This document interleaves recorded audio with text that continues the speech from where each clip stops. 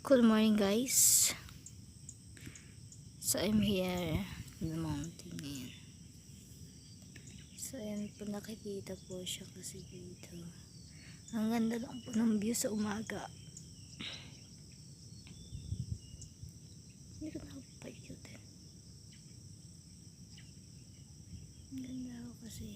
Ang ganda ang pagmasdan. Pag personal mo siyang makikita, mapapaisip ka na lang kung saan lugar yun, saan lugar dito. Ang ganun, no?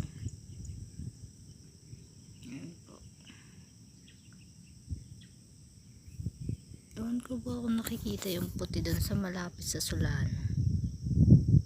Yan ho guys.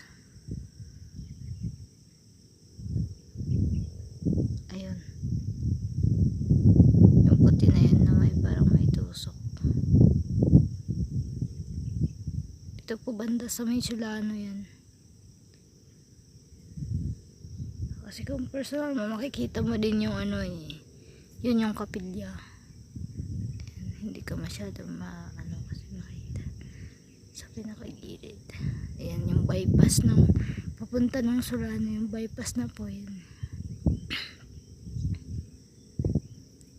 Ayan.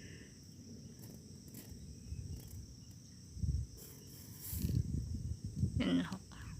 Thank you guys.